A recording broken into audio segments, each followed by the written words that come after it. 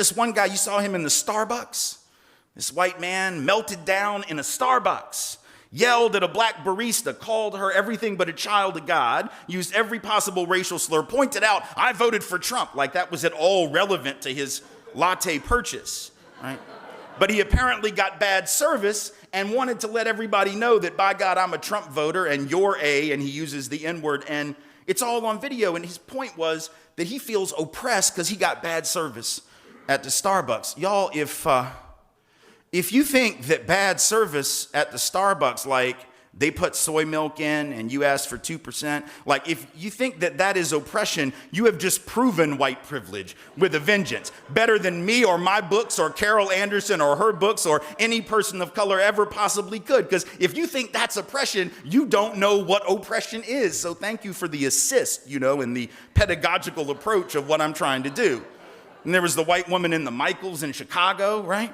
Bought too much stuff to fit into the plastic bags that they give you. And so the black woman who was the clerk said, hey, we've got these, reusable, recyclable bags. It'll just be $1. Your stuff will fit in there better. And she goes ballistic, starts using racial slurs at her. Again, talks about being a Trump voter like it's relevant to her crafting or whatever she was doing with the stuff from Michael's. Once again, thinking that she's oppressed because they asked her to buy a $1 bag, y'all. A $1 bag was oppression. See, this is what Robin DiAngelo talks about as white fragility, right? This idea that we're just sort of like, and it's funny because these are the people that call progressives snowflakes, right? These are the people that, those of us who fight racism, well, you're snowflakes because you can't handle what? Like you get triggered too easily, you think everything is racism. So we're the snowflakes. This coming from people who sort of lost their mind when they redid Annie with a black character, right? These are...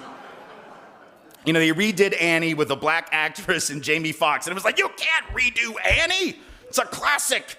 She's an orphan and she has red hair, and then they made Rue black in the Hunger Games, and we're like, oh, no. You can't do that. So, sort of interesting when you call someone a snowflake and you melt that easily, but that's sort of where white rage is. It's gotten to this absurdity, but it's always been there. It was Justice Joseph Bradley of the Supreme Court in 1883 who first coined the concept of sort of reverse discrimination against white people when he, along with his colleagues, threw out many of the Reconstruction era civil rights laws by saying that it was time for the Negro to stop being the special favorite of the law and join the rest of us as mere citizens, right? This is sort of ironic considering that up until a few years before, only whites could be citizens and were considered as such, but now all that special treatment, the Freedmen's Bureau, which lasted about a minute, and the Freedmen's Bank, which lasted about another minute, was too much favoritism. So again, this stuff has